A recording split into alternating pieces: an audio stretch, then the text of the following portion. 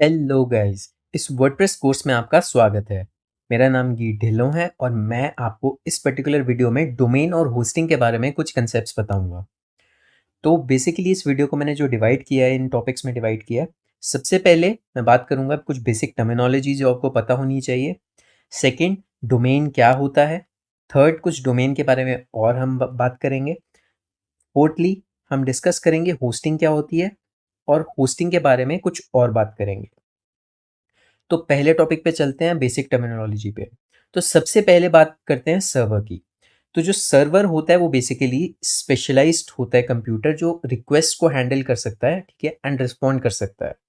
तो कहने का मतलब है सर्वर का इतना ही काम होता है, रिक्वेस्ट एंड रिस्पॉन्स को हैंडल करना, ठीक है। रिक्वेस्ट यूज़र करता है या फिर क्लाइंट करता है या फिर क्लाइंट का ब्राउज़र करता है, ठीक है। तो वो रिक्वेस्ट को एक्सेप्ट करके उस रिक्वेस्ट से जो भी रिक्वायरमेंट है वो रिक्वायरमेंट सॉर्ट करके रिस्पॉन्ड करना, ठीक है, उसको बेसिकली ये काम होता है सर्वर का।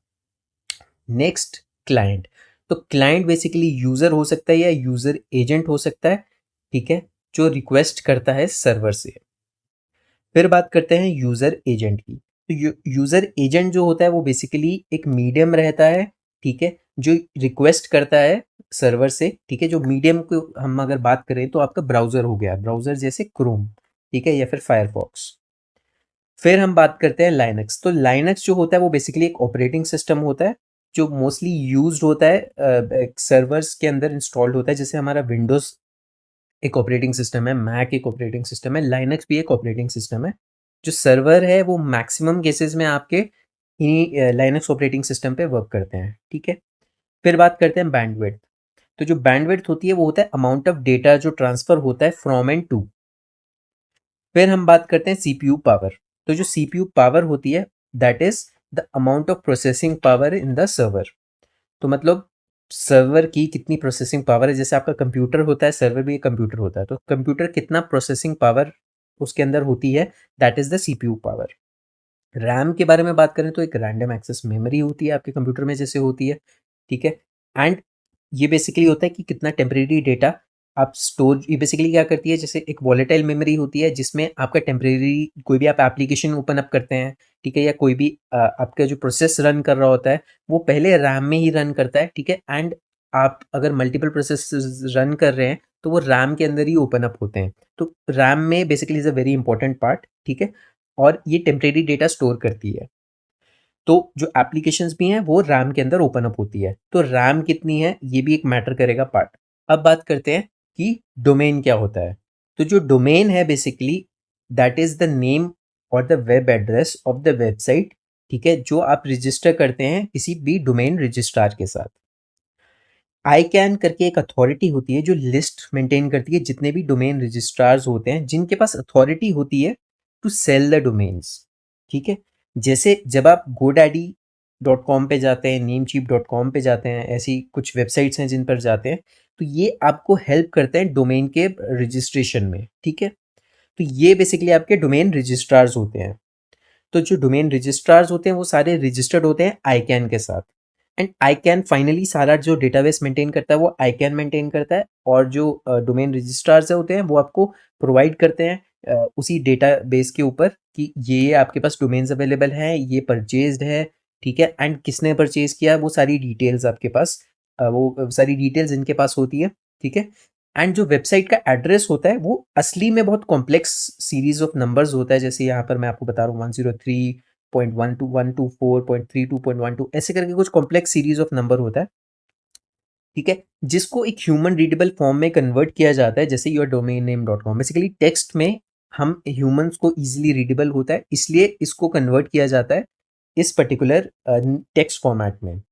तो जो डोमेन नेम्स हैं वो बेसिकली कुछ रूल्स और प्रोसीजर्स पे बेस्ड होता है, जो डीएनएस के रूल्स एंड प्रोसीजर्स होते हैं। DNS stands for domain name system, ठीक है। अब अगर मैं एक अपना यूआरएल लेके चलूँ तो उसकी डिवीजन अगर मैं करूँ तो सबसे पहले आपने देखा होगा एचटीटीपी होता है या एचटीटीपीएस होता है। तो ये प्रोटोकॉल होता है, ठीक है। ये इस प्रोटोकॉल है जो वेब पे चल रहा है, प्रोटोकॉल की वो सिक्योर है। एफटीपी भी हो सकता है, एचटीटीपीएस हो सकता है, ठीक है। तो ये प्रोटोकॉल है जो स्टैंडर्ड प्रोटोकॉल के बेसिस पे ये डेटा को ट्रांसफर किया जा रहा है, वो प्रोटोकॉल के बारे में बात होती है ये। सेकेंड है आपका सब डोमेन। तो जहाँ पर ये www है, यहाँ पर आपका बेसिकली ये वर्ल्ड वाइड वेब होता है।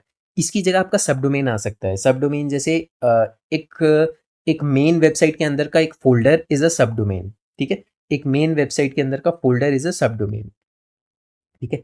तो उसके बाद आ जाता है domain name and domain suffix, ठीक है? तो ये बेसिकली जो आपका मेन जो डोमेन है आपका मेन जो जैसे माय वेब डोमेन, ये आपका जो वेबसाइट का नाम है, और डॉट कॉम या डॉट ऑर्ग डॉट नेट, ये सब आपके डोमेन के बेसिकली ये भी आपके basically part of the domain name हो गया, ठीक है? डोमेन सुफिक्स हो गया। डोमेन सुफिक्स हो गया आपका जो माय वेब डोमेन है, और डोमेन का जो मेन पार्ट है, जो फर्स्ट लेवल डोमेन है, वो आपका यहाँ पे डॉट कॉम हो गया, ठीक है? फिर आ जाता है अगर स्लैश माई फाइल्स या फिर डैश ए, ये सब डायरेक्टरीज होती हैं कि जो अंदर अगर आपका डोमेन है, डोमेन के अंदर जो आपके फोल्डर है उसके अंदर हम एक्सेस एक्सेस कर रहे हैं। फिर आ जाता है आपका वेब पेज का नाम, तो web page dot H T M L, ये बेसिकली आपका वेब पेज है, जो स्पेसिफिक पेज अगर अबाउट पेज है या होम पेज है, ठीक है? तो अगर हम बात करें एक डोमेन abc.com में, abc is the second level domain and dot com is the first level domain. तो बेसिकली एक डोमेन दो पार्ट्स में डिवाइडेड होता है, एक सेकेंड लेवल डोमेन में और एक फर्स्ट लेवल डोमेन में। तो जो फर्स्ट लेवल डोमेन होता है वो आप सिलेक्ट करते हैं, एंड जो सेकेंड लेवल डोमेन होता है वो उसमें बेसिकली कुछ लिस्टेड होते हैं, हम उनमें से हमें सिलेक्ट करना पड़ता है, ठीक है? तो बेसिकली डोमेन आपका डिवाइडेड होता है एक टीएलडीज में और एक एसएलडीज में। तो top level domain and second level domain.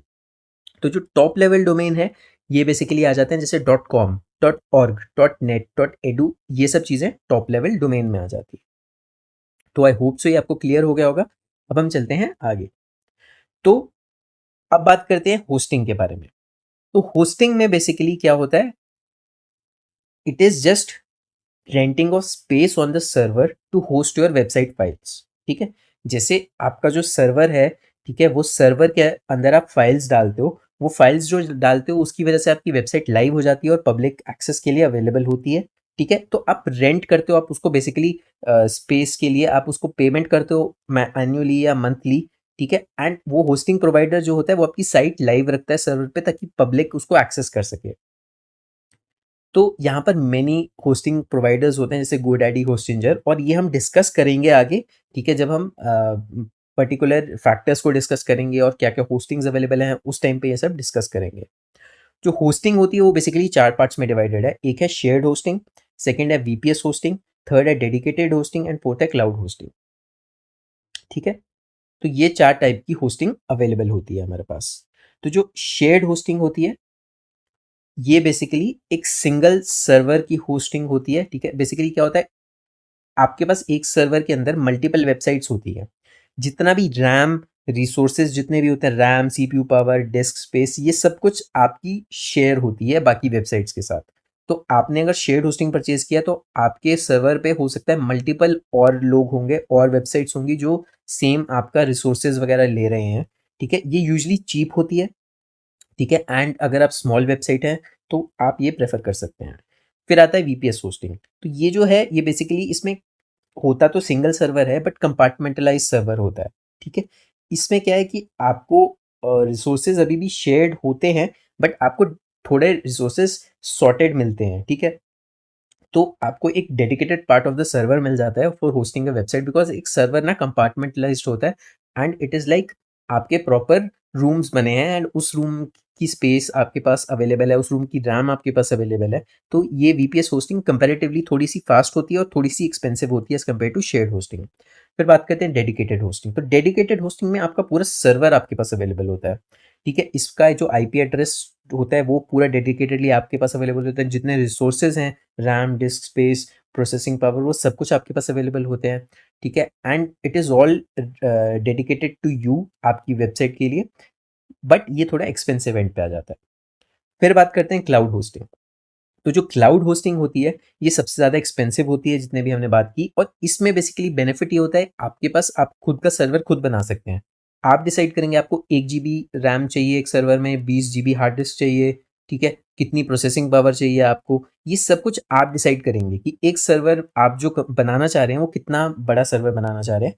और इसमें क्या होता है, अगर आपका एक्सीड भी होता है सर्वर की लिमिट्स तो आपका चार्जिंग जो होती है वो उसके हिसाब से होती है। तो ये बेसिकली थोड़ी एक्सपेंसिव ज़रूर होती है बट ये सबसे ज़्यादा आपको जिसको कह सकते हैं रिलायबल होस्टिंग होती है एंड इसमें आपका जितना मर्ज़ी ट्रैफ़िक हो वो सब कुछ हैंडल हो जाता है, ठीक है? आपकी वेबसाइट कभी डाउन नहीं होगी एंड बिकॉज़ ये मल्टीपल सर्वर्स जो हैं all across the world hosted होते हैं, तो आपके पास प्रॉब्लम नहीं आएगी कभी भी वेबसाइट को होस्ट करने के लिए। तो आई होप सो गाइज़ आपको ये सब कुछ समझ आ गया होगा। इस वीडियो में हम इतना ही डिस्कस करेंगे। So guys thank you for watching this video.